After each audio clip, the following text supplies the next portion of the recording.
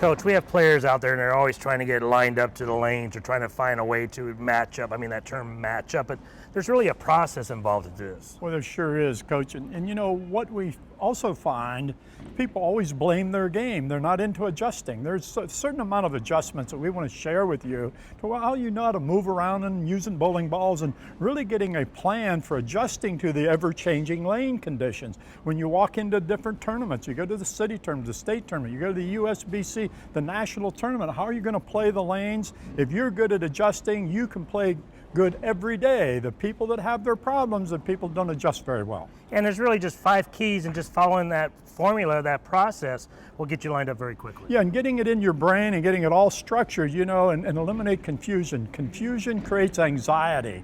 And if we can get rid of the confusion, and the way we do that is having a system that we like to share with you on how to make adjustments and how to play the game at the high level. Let's take a look at Greg throwing us some shots to some of your different options or your adjustments.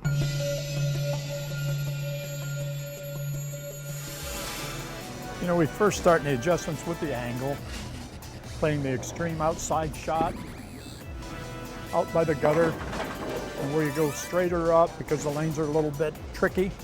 You want to have a straighter outside down, good angle to the pocket. Then we can play the track shot, somewhere around the second arrow, border 2 to the right or border 2 to the left of the second arrow, which is referred to as the track. I know you all know that. Then playing the deep inside shot. Sometime when the lanes dry out, you don't have any choice. You have to move left and play the inside shot in between the 3rd, the 4th, even inside the 5th arrow, playing the angles. Teach yourself and go practice playing the angles. This young man can do as good as anybody. Playing the angles is vital to being a good player.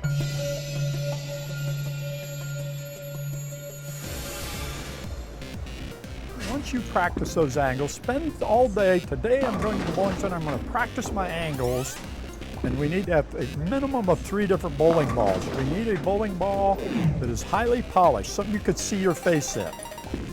Then we need one that's sanded with like a 400 grit finish. Your pro shop operator can do that for you.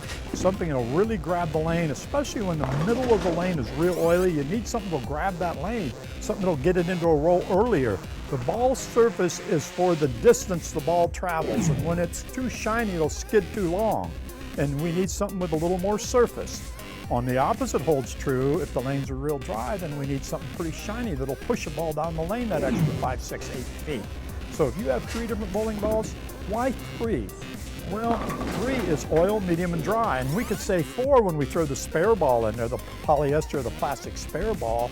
Once you start having some equipment, you know how to play angles and use equipment and how to move around back and forth and change bowling balls. Wow, now you're becoming a player.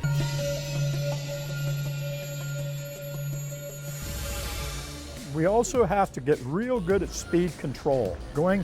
We call 3-6-9.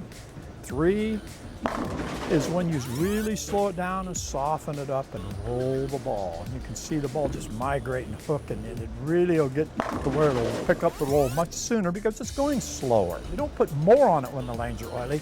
You put less on it. You roll it more. You don't grab it and spin it and flip it and hang on with your fingers. You lay it and you roll it softly on oiled lanes. Then we throw our normal speed, which is the 6. Or when the lanes are dry, we better pick up that speed. We better hammer it down the lane to a 9 on a scale of 1 to 10.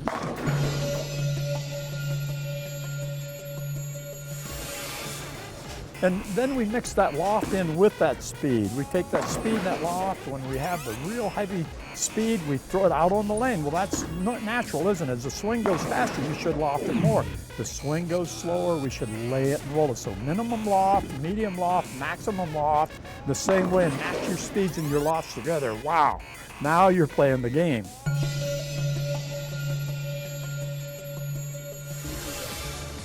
Then we use the release.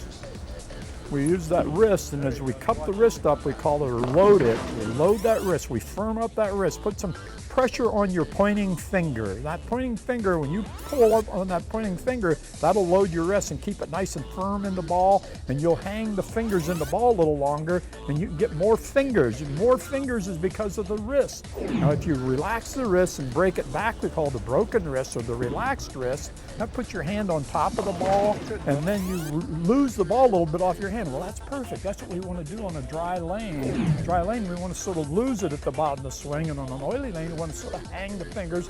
Then we have the normal. So we call it the 3 M's, the minimum, the medium, and the maximum. Wrist and the release. Along with that wrist now, we talk about finger rotation when we get to the bottom of the swing. And we drop the thumb out before anything moves. Nothing moves, and we drop the thumb out, and then we rotate the fingers. We rotate the fingers, and we have maximum rotation, and then we have medium rotation or minimum rotation. So we do maximum rotation. We're turning that weight block inside that bowling ball, and we rotate that weight block, that thing's gonna hook. And when we don't turn the weight block, it's not gonna hook. Coach, now we just took a look at all the different variables or the 5 adjustments that the elite bowlers, they have that. They can do this on their own. They already know how to do this. That's why they're the elite athletes in our sport. And, you know, this isn't a bowling lesson. This is a master's degree in bowling, a doctorate degree in bowling. And when you get this master's doctorate degree, when you get this down, you'll just see this is going to happen over time now. Rome wasn't built in a day. This is going to take time, but you need to take each one of these and work on them, take them to the arena, go each day and practice them, and make it fun. Make it a journey of seeing how good can I get at doing these different things, the 5 adjustments, the angle, the ball, the loft, the speed, the releases, moving around out there. But I want to warn you, don't try to do all 5 at one time.